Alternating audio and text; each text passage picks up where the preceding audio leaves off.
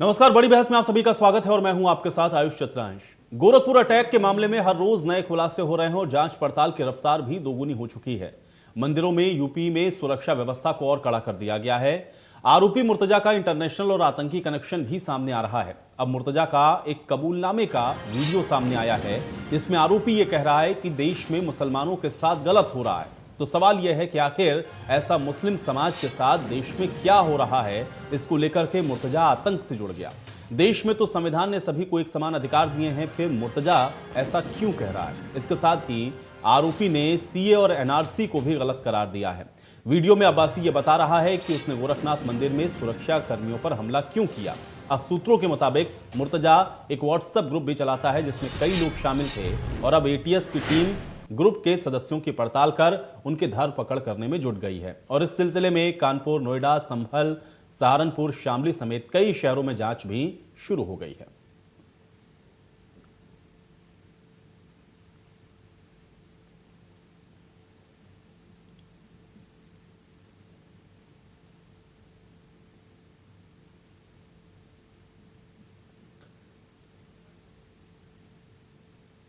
तो मुर्तजा ने जो कबूलनामा अपना पेश किया है या जो कुछ वो कबूल रहा है, उससे ये दिख रहा है कि किस तरह से मुर्तजा, उसका ब्रेन वॉश कैसे हुआ, किस तरह से मुर्तजा इन सारी गतिविधियों में संलिप्त हुआ। ये सवाल है, चूंकि लगातार इसमें कई बड़े खुलासे हो रहे हैं और अब मुर्तजा का ये कबूलनामा भी सामने आया है। कर ही दो भाई, ये सब दोनों सामान लेके हम टेम्पो पे चढ़े। 450 रुपये का सामान था। टेम्पो पे चढ़े, टेम्पो से नौगढ़ है, शेयर टेम्पो में नौगढ़ से जो है उसने कहा कि हम आपको रिजर्व में गोरखपुर पहुँचा देंगे। तो हमने कहा भाई ठीक है, गोरखनाथ में रुकवा देना। तो वहीं पुलिस है, उसी पे हम कुछ अपना कर देंगे, फिर हम भी चले जाएंगे, काम तमाम हो जाएगा, हम भी ना हम रहेंगे।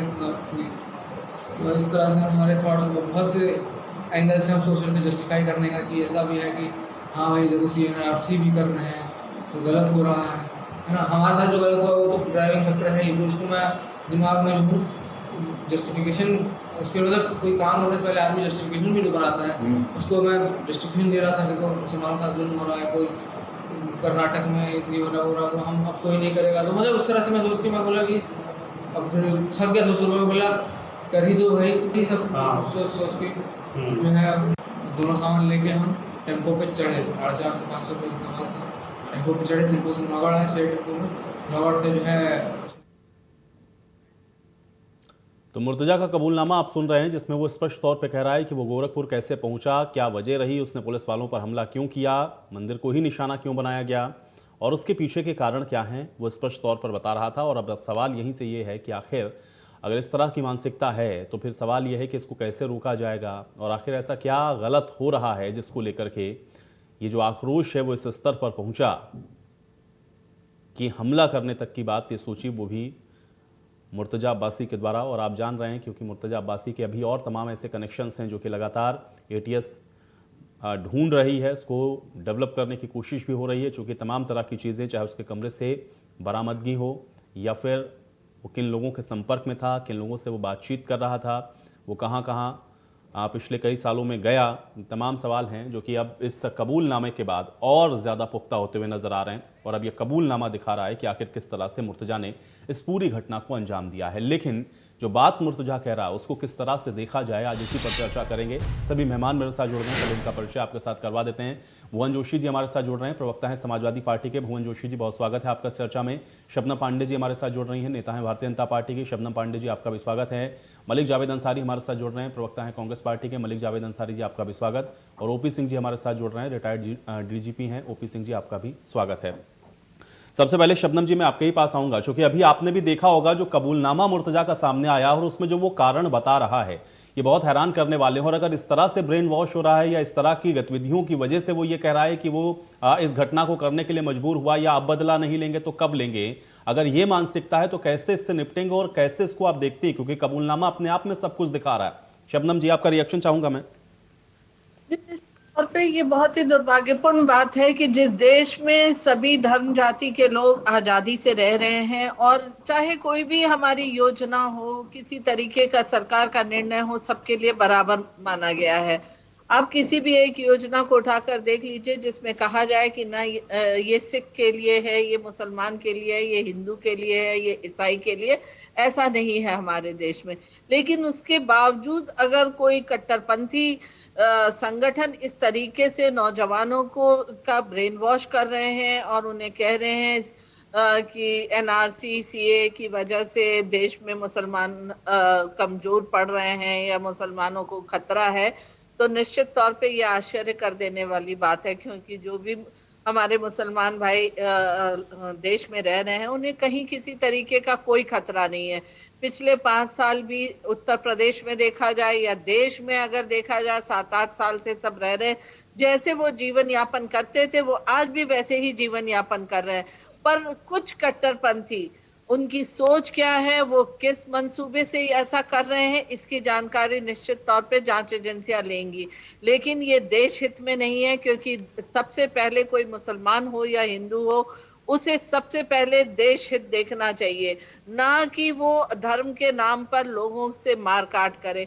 और इसे हल्के में नहीं लिया जा सकता, क्योंकि उसने मुख्यमंत्री पे वार करना चाहा, मुख्यमंत्री के मठ तक पहुंचने की कोशिश की। ये एक बहुत बड़ी बात है।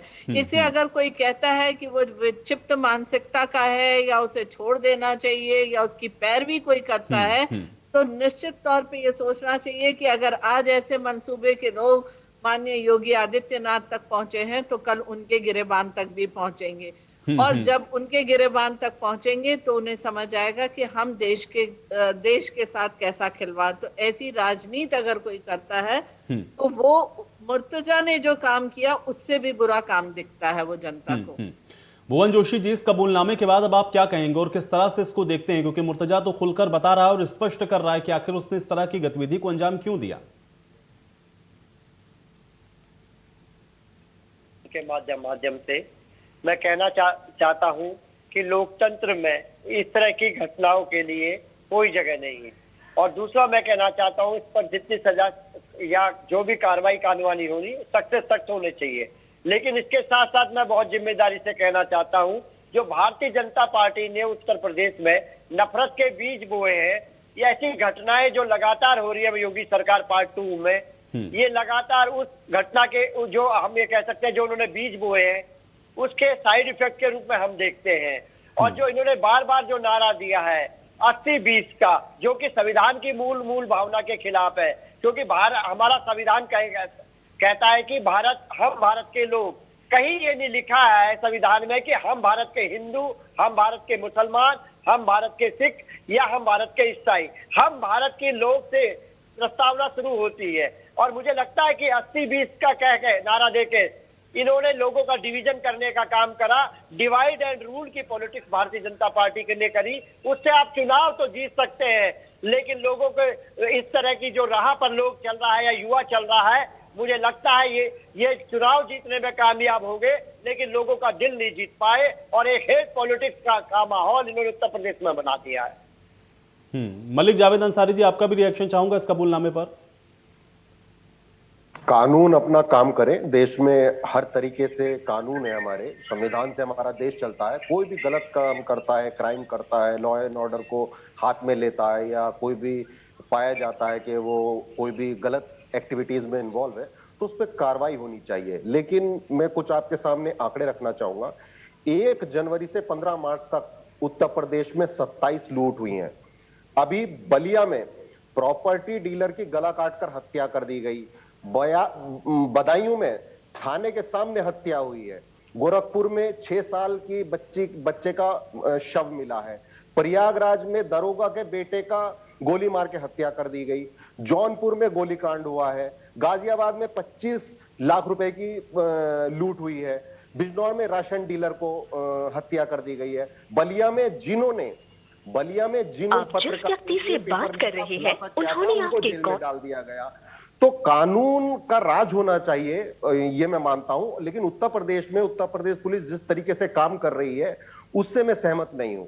कोई भी क्राइम होता है आप एक्शन लीजिए, लेकिन पत्रकार अगर खबर नहीं दिखाएगा तो वो क्या करेगा? आज पत्रकार भाइयों को भी जेल में डाला जा रहा है अगर वो कोई खबर सरकार के खिलाफ दिखा देते।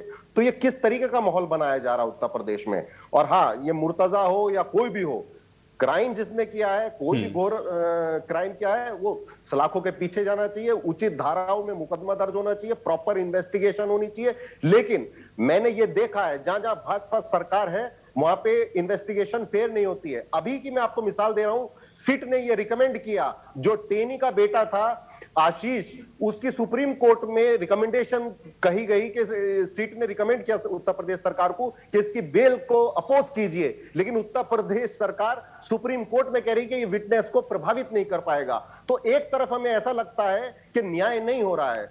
अक्सर ये देखा गया है जहां जहां भाजपा की सरकार है वो विक्टिम के खिलाफ खड़े होते हैं और जो अपराधी चलिए होता ठीक है, वो साथ खड़े होते हैं। ओपी सिंह जी, अभी ये कबूलनामा भी आ गया और इसके अलावा जिस तरह से अभी तक ये पूरा घटनाक्रम घटित हुआ है, इसको आप किस तरह से देखते हो? और अगर माइंडसेट लोगों का ऐसा हो या फिर जो तर्क रख रहा है मुर्तजा, अब इससे कैसे डील किया जा सकता है? और अभी तक पूरा जो डेवलपमेंट हुआ इस घटनाक्रम में, कारण क्या नजर आ रहा है आपको? देखिए, बहुत दुर्भाग्यपूर्ण स्थिति है कि हमारे देश में टेरर एक्ट्स को भी राजनीतिक दृष्टिकोण से देखा जाता है और एक सामान्य अपराध होना स्वाभाविक है। यहाँ की इतनी बड़ी जनसंख्या है, अपराध को शून्य नहीं किया जा सकता, अपराध होंगे ही, लेकिन एक सामान्य अपराध को टेरर अपराध से जोड़ना मैं समझता हूँ कि यह गलत है। पहले भी यहाँ पे टेरर एक्ट्स हुए हैं, कोर्ट परिसर में, उत्तर प्रदेश के कोर्ट परिसर में बम धमाके हुए हैं, तो ये कोई मानसिकता की बात नहीं है। ये है मेन चीज कि हमारे यहाँ कुछ ऐसे तत्व हैं जो इस प्रकार की घटना करने के लिए हमेशा आतुर रहे हैं। और ये क्लियर कट एक केस रेडिकलाइजेशन का है। मुर्तजा की जो बातें हमने देखी टीवी पे, जो आपने दिखाया और जो रिवोल्यूशंस हुआ है, उससे ये क्लियर कट है कि ये टेरर एक्ट है और इसको डिफरेंट एंगल से देखना चाहिए। इसका ट्रीटमेंट भी डिफरेंट होना चाहिए, इसका इन्वेस्टिगेशन बहुत डीपर होना चाहिए। एक प्रोसेस है रेडिकलाइजेशन का जिसमें एक आदमी जो है इंडोक्ट्रिनेट हो जाता है, और चाहे वो इंडोक्ट्रिनेट हो, खुद इंडोक्ट्रिनेट हो या दूसरों के माध्यम से इंडोक्ट्रिनेट हो, एक ऐसे धार्मिक भावनाओं से जुड़ा हुआ, और इस व्यक्ति के द्वारा जो लैपटॉप और जितने भी सामान मिले हैं उनसे ये जाहिर होता है कि ये जो है आईसिस से जुड़ा हुआ हो या जुड़ा हुआ रह रहा हो। और यही कारण है कि ये आदमी जो है कई आदमियों के कांटेक्ट में आया और उनकी आइडियोलॉजी को ग्रहण किया। तो मैं समझता हूँ कि इसे टेरर एक्ट के रूप में देखा जाना चाहिए। और ये कैसे संभव है कि जो आदमी की मानसिकता कमजोर हो या वो मेंटल स्टेटस का नहीं हो, मेंटल स्टेबिलिटी नहीं हो, वो केवल मंदिर पे ही क्यों अटैक करेगा? अगर उससे चीज मिले तो वो दूसरी जगह भी अटैक कर सकता था, बट एक फिक्स टारगेट रखना, एक मंदिर को अटैक करना, ये उसकी प्रवृत्ति को दर्शाता है। तो मैं इसे टेरर एक्ट मानता हूं, और ये सेल्फ रेडिकलाइज्ड है, सेल्फ मोटिवेटेड पर्सन है। इसके और भी आयाम निकल सकते हैं डीपर इन्वेस्टिगेशन से, सस्टेन्ड इंटरोगेशन से, और इसीलिए ये जरूरी है। लेकिन ओपी जी, इसमें एक बात मैं और जोड़ूंगा और थोड़ा सा उसको और भी समझाइए हमारे दर्शकों के लिए भी, क्योंकि हम लोग जो देख रहे हैं और मुर्तजा को जब हम देख रहे हैं तो अच्छा खासा वेल क्वालिफाइड है, IITN है। आप इस तरह के युवा या फिर इस तरह के लोग अगर उनका ब्रेन वॉश हो जा रहा है या फिर वो उस चीजों में संलिप्त हो जा रहे हैं जो सीधे तौर पे, जिसको आप कह रहे हैं कि भाई ये तो दिख रहा है ना कि आतंकवादी गतिविधि है, अगर ये सिचुएशन हो रही हो तो फिर इससे डील कैसे करेंगे? क्योंकि ये तो कहीं भी हो सकता है, पढ़े लिखे जिसके ऊपर आप कोई डाउट नहीं कर सकते, आप देखिए वो इस तरह से ब्रेन वॉश्ड हो जा रहा है, तो ये तो बहुत अलार्मिंग सिचुएशन है। कैसे डील करें इसको ओपी जी? देखिए, जो रेडिकलाइजेशन प्रोसेस है और उसके बारे में हम लोगों ने उत्तर प्रदेश में काफी अध्ययन किया था। सबसे बड़ी चीज है कि दो तरीके से आप रेडिकलाइज होते हैं, एक तो कांटेक्ट में आए हुए व्यक्तियों से, और दूसरा सेल्फ मोटिवेटेड होकर। और जो सेल्फ मोटिवेटेड होते हैं, कई हमारे पास एम्पल एविडेंसेस हैं इस बात को सजेस्ट करने के लिए कि बहुत सारे सेल्फ मोटिवेटेड जो रेडिकलाइज्ड एलिमेंट्स हैं वो उनके लिंकेजेस इंटरनेट से और सोशल मीडिया से होते हैं। और जैसा कि इस केस में भी हम देख रहे हैं कि उसके वीडियो क्लिपिंग्स हैं, लैपटॉप में वीडियोस हैं जो सेल्फ मोटिवेशंस का वो है। अब रही बात कि हम कैसे इसको वो रोक सकते हैं, रोकने के लिए सबसे बड़ी चीज है कि हम इस चीज पर एक इंटेलिजेंस मैकेनिज्म हमारा हो, जिससे कि हम इन लोगों पर नजर रखें, डी रेडिकलाइजेशन हम करें, काउंटर मेजर्स लें, जो हम लोग हमेशा करते रहे हैं। जब मैं पुलिस ऑफिसर था तो इन सब चीजों की ओर हमारा ध्यान रहता था। और सबसे बड़ी चीज है कि जो इन्वेस्टिगेशंस हो, उस इन्वेस्टिगेशंस को हम टेक्नोलॉजी के माध्यम से, कई चीजों के माध्यम से देखें और सारी चीजों को पीस टुगेदर करके हम उनके एविडेंसेस को जोड़ें और एक फास्ट ट्रायल हो और फास्ट ट्रायल के बाद एक रोबस्ट प्रोसिक्यूशन के माध्यम से हम उनको कन्विक्ट करें।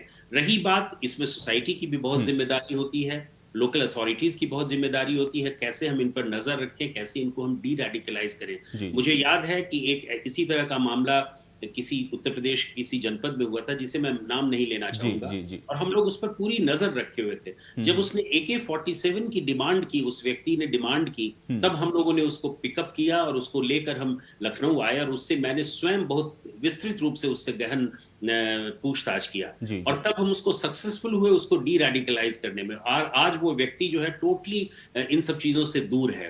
तो ये डिपेंड करता है कि हम कैसे करें। इस केस में भी हम चाहते हैं कि इसका डी रेडिकलाइजेशन बाद में तो होगा, ऐसे तत्वों को चिन्हित किया जाना चाहिए कि ऐसे कौन कौन से ऐसे तत्व हैं जो इस तरह से रेडिकलाइज होने के कगार पर या हो चुके हैं, उन पर हमको नजर रखनी होगी।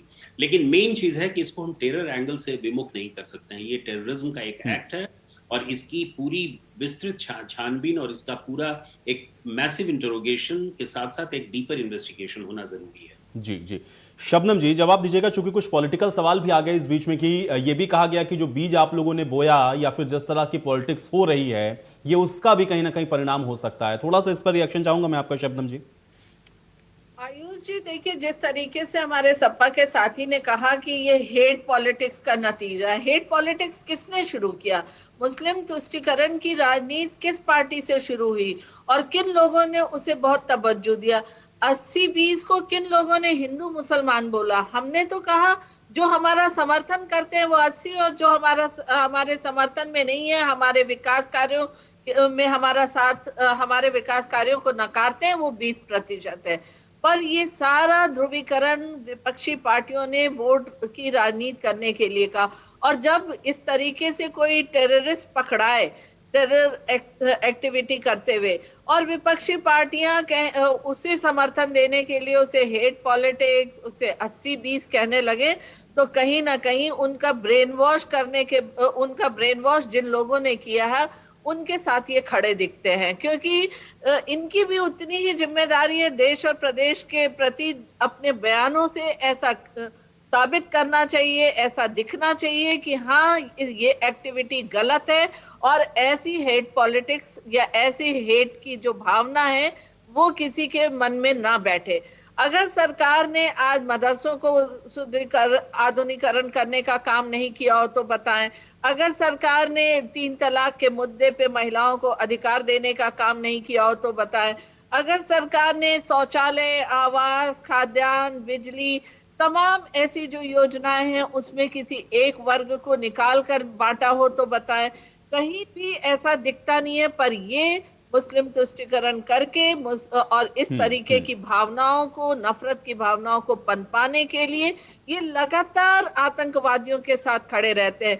इनके सत्ता में रहते हुए लगातार हिंदू मुस्लिम दंगा हुआ करते थे, पर आज आप बताइए सारे त्योहार शांतिपूर्ण तरीके से निकलते हैं, कहीं कोई झड़प तक नहीं होती है।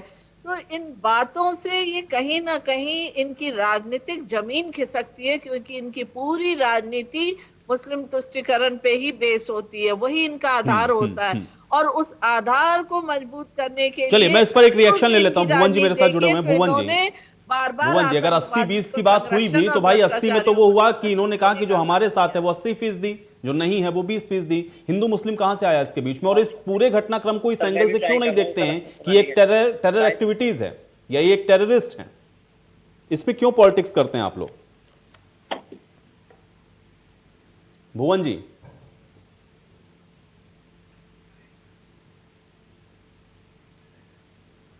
चलिए भुवन जी तक शायद मेरी आवाज नहीं पहुंच रही। हाँ, मलिक जावेद अंसारी जी, आपसे भी मेरा यही सवाल है कि भाई कोई गतिविधि अगर टेरर एक्टिविटीज है तो उसको उसी तरह से देखिए, इस पर भी राजनीति क्यों करते हैं आप लोग? नहीं, कौन राजनीति कर रहा? मैंने तो कहा ये मैटर ऑफ इन्वेस्टिगेशन है। कोई भी क्राइम होता है उस पर जांच होनी चाहिए, फेयर इन्वेस्टिगेशन होनी चाहिए, इंटेरोगेशन होनी चाहिए, सब कुछ कानून के अंतर्गत होना चाहिए। लेकिन शबनम जी ने एक बात बोली कि हम आतंकवादियों के साथ विपक्षी पार्टी खड़ी रहती है। प्रज्ञा ठाकुर कौन है? 9 साल बम ब्लास्ट के केस में जेल काट के आई है, उसको आपने MP बना दिया है। सुप्रीम कोर्ट ने कहा क्या?